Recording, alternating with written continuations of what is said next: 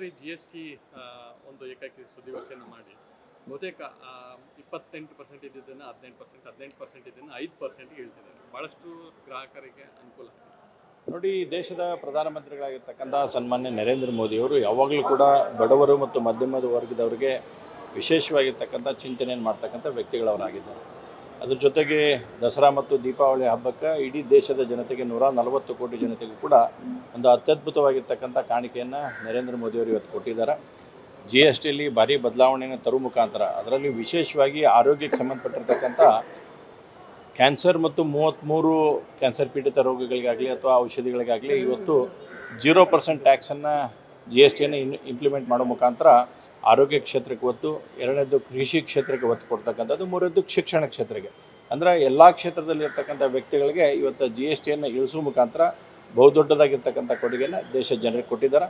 ಶ್ರೀಮತಿ ನಿರ್ಮಲಾ ಸೀತಾರಾಮನ್ ಅವರು ಕೂಡ ಇದನ್ನು ಭಾಳ ಯೋಚನೆಯನ್ನು ಮಾಡಿ ಇವತ್ತು ಬೇರೆ ಬೇರೆ ದೇಶಗಳು ಯಾವ ರೀತಿಯಾಗಿ ವರ್ತನೆಯನ್ನು ಮಾಡ್ತಾ ಇದ್ದಾವೆ ಅನ್ನೋಂಥದ್ದನ್ನು ಒಂದು ಕಡೆ ಆದರೆ ನಮ್ಮ ದೇಶದ ಆರ್ಥಿಕ ಪರಿಸ್ಥಿತಿಯನ್ನು ಸಂಪೂರ್ಣ ಸಬಲೀಕರಣ ಮಾಡುವಂಥ ನಿಟ್ಟಿನಲ್ಲಿ ಬಹುದೊಡ್ಡದಾಗಿರ್ತಕ್ಕಂಥ ಕೊಡುಗೆಯನ್ನು ಕೇಂದ್ರ ಸರ್ಕಾರ ಇವತ್ತು ಕೊಟ್ಟಿದೆ. ಸೆಪ್ಟೆಂಬರ್ 5ಕ್ಕೆ ಪ್ಯಾಲೇಸ್ ಗ್ರೌಂಡಲ್ಲಿ ಕಾರ್ಯಕ್ರಮ ನಡೀತಾ ಇದೆ. ಬೇರೆ ಬೇರೆ ದೇಶದ ಮುಸ್ಲಿಂ ಧರ್ಮಗಳು ಬಂದು ಇಲ್ಲಿ ಧರ್ಮ ಪ್ರಚಾರ ಮಾಡುವಂಥ ಹುನ್ನಾರಗಳು, ಸರ್ಕಾರ ಕೂಡ ಅದಕ್ಕೆ ಅನುಮತಿ. ಅಂದರೆ ಟೂರಿಸ್ಟ್ ವೀಸಾ ತೆಗೆದುಕೊಂಡು ಯಾರು ಕೂಡ ಧರ್ಮ ಪ್ರಚಾರ ಮಾಡೋಂಗಿಲ್ಲ, ಏನು ಮಾಡ್ತಾ ಇದ್ದಾರೆ ಅಂತ ಆರೋಪ ಇದೆ. ನಾಳೆನೇ ಕಾರ್ಯಕ್ರಮ. ನೋಡಿ, ಇವತ್ತು ಸರ್ಕಾರ ವಿಶೇಷವಾಗಿ ಕರ್ನಾಟಕದಲ್ಲಿ ಇರ್ತಕ್ಕಂಥ ಕಳೆದ 2 ವರ್ಷ 4 ತಿಂಗಳಿಂದ ಆಗಿರ್ತಕ್ಕಂಥ ಸರ್ಕಾರ ಯಾವಾಗಲೂ ಕೂಡ ಅಲ್ಪಸಂಖ್ಯಾತರ ತುಷ್ಟೀಕರಣ ನೀತಿಯನ್ನು ಪರಮೋಚ್ಚವಧಿಗೆ ತೆಗೆದುಕೊಂಡು ಹೋಗುವಂಥದ್ದನ್ನು ನಾವು ನೋಡಿದ್ದೇವೆ. ಕೇವಲ 1, 2, 3 ಹಂತ ಅಲ್ಲ, ಎಲ್ಲ ಹಂತದಲ್ಲಿ ಕೂಡ ಅದನ್ನು ವಿಸ್ತೃತ ಮಾಡ್ತಕ್ಕಂಥ ಪ್ರಯತ್ನ ಆಗ್ತಾಯಿದೆ. ಮತ್ತು ವಿಶೇಷವಾಗಿ ಬೆಂಗಳೂರಿನಲ್ಲಿ ನಾಳೆ ನಾಡ್ದು ಅಂದರೆ 5 ವಾರದಿಂದ ನಡೀತಕ್ಕಂಥ ವಿದೇಶಗಳಿಂದ ಟೂರಿಸ್ಟ್ ವೀಸಾ ಮೇಲೆ ತೆಗೆದುಕೊಂಡು ಬಂದು ಅವರಿಗೆ ಧರ್ಮ ಪ್ರಚಾರ ಏನು ಮಾಡೋಕ್ಕಂತಾರೆ. ಇದನ್ನು ಭಾರತೀಯ ಜನತಾ ಪಾರ್ಟಿ ನಾವು ಖಂಡನೆಯನ್ನು ಮಾಡ್ತೇವೆ. ಯಾವುದೇ ಕಾರಣಕ್ಕೂ ಸರ್ಕಾರ ಏನಾದರೂ ಎಚ್ಚೆತ್ಕೊಳ್ಳಿ.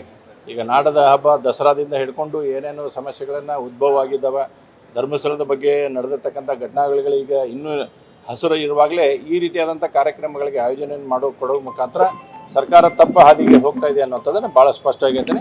ಮತ್ತು ನಾವು ಭಾರತೀಯ ಜನತಾ ಪಾರ್ಟಿನ ಖಂಡಿಸ್ತೀವಿ. ಯಾವುದೇ ಕಾರಣಕ್ಕೆ ಇದನ್ನು ಮಾಡೋಕ್ಕೆ ಕೊಡಬಾರ್ದು ಅನ್ನೋಂಥ ಆಗ್ರಹವನ್ನು ಕೂಡ ಭಾರತೀಯ ಜನತಾ ಪಾರ್ಟಿ ಮಾಡುತ್ತೆ. ಸರ್, ಈಗ CM ನಿನ್ನೆ ಈ ವಿಚಾರ ಬಗ್ಗೆ ಕೇಳಿದಾಗ ಇಲ್ಲ, ನಾನು ಆಯೋಜಕರಿಗೆ ಹೇಳಿದ್ದೀನಿ ಯಾವುದೇ ರೀತಿ ಭಾಷಣ ಮಾಡೋಕ್ಕೆ ಅವಕಾಶ ಕೊಡಬಾರ್ದು ಅಂತ ಹೇಳಿದ್ದಾರೆ. ಹಾಗಾದರೆ ಮುಖ್ಯಮಂತ್ರಿಗಳು ಅವ್ರು ಹೇಳಿದ್ದಾರೆ ಅಂತಂದ್ರೆ ಒಂದು ಕೆಲಸ ಮಾಡಲಿ, ನಾಳೆ ಅಲ್ಲೆಲ್ಲ ನಿಮ್ಮ IT ನಮ್ಮ ಇಂಟೆಲಿಜೆನ್ಸ್ ಇರುತ್ತೆ, ಎಲ್ಲರೂ ಇರುತ್ತೆ. ಹಾಗಾದ್ರೆ ಅಲ್ಲಿ ಏನಾದರೂ ಬೇರೆ ದೇಶಗಳಿಂದ ಬಂದಂಥ ವ್ಯಕ್ತಿಗಳು ತಕ್ಷಣ ಆ ರೀತಿಯಾಗಿ ಮಾತಾಡಿದ್ರೆ ಆಮೇಲೆ FIR ದರ್ಜ್ ಮಾಡ್ತೀರಾ ಅನ್ನೋಂಥದ್ದನ್ನು ಸ್ಪಷ್ಟೀಕರಣವನ್ನು ಅವ್ರು ಕೊಡಲಿ. ನೋಡಿ, ಇವತ್ತು ಸರ್ಕಾರ ಭ್ರಷ್ಟಾಚಾರ ಆಗಿದೆ ಅನ್ನೋಂಥದ್ದನ್ನು ವಾಲ್ಮೀಕಿ ನಿಗಮದಿಂದ ಹಿಡ್ಕೊಂಡು ಅನೇಕ ಸಂಚೆಗಳಲ್ಲಿ ಇವತ್ತು ಸಿಲುಕಾಕೊಳ್ಳುವಂಥದ್ದು ಆಗಿದೆ. ಇವತ್ತು ಬೋವಿ ನಿಗಮದ ಅಧ್ಯಕ್ಷರು ಇವತ್ತು ಹೇಳಿದ್ದಾರೆ, AI ಟೂಲನ್ನು ಬಳಸಿದ್ದು ನನ್ನ ಫೋಟೋ ಹೌದು, ಆದರೆ ನನ್ನ ಆಡಿಯೋ ಅಲ್ಲ ಅನ್ನೋತಕ್ಕಂಥ ಮಾತನ್ನು AI ಈಗ ಹೆಂಗಾಯ್ತು ಅಂದರೆ ಎಲ್ಲಿ ಬೇಕಲ್ಲಿ ಯಾವ ಬೇಕೋ ಅವಾಗ ಯೂಸ್ ಮಾಡ್ಕೊಳ್ಳೋಂಥ ಒಂದು ಪ್ರಕ್ರಿಯೆಗೆ ಪರಿಗಣಿಸಿದೆ. ಸರ್ಕಾರ ತಕ್ಷಣ ಎಚ್ಚೆತ್ತುಕೊಳ್ಬೇಕು. ಸನ್ಮಾನ್ಯ ಮುಖ್ಯಮಂತ್ರಿಗಳು ಅಧ್ಯಕ್ಷರ ರಾಜೀನಾಮೆಯನ್ನು ಪಡ್ಕೊಳ್ಳೋ ಮುಖಾಂತರ ಭ್ರಷ್ಟಾಚಾರಕ್ಕೆ ನಾವು ಒತ್ತು ಕೊಡಲ್ಲ ಅನ್ನೋಂಥ ಸಂದೇಶವನ್ನು ಜನರಿಗೆ ಕೊಡಬೇಕು. ತಗೊಳ್ಳಿಲ್ಲ ಅಂತಂದರೆ ನಾವು ಭ್ರಷ್ಟಾಚಾರದ ಪರವಾಗಿದ್ದೇವೆ ಅಂತಕ್ಕಂಥ ಸಂದೇಶವನ್ನು ಜನರಿಗೆ ಮುಟ್ಟುತ್ತೆ. Thank you.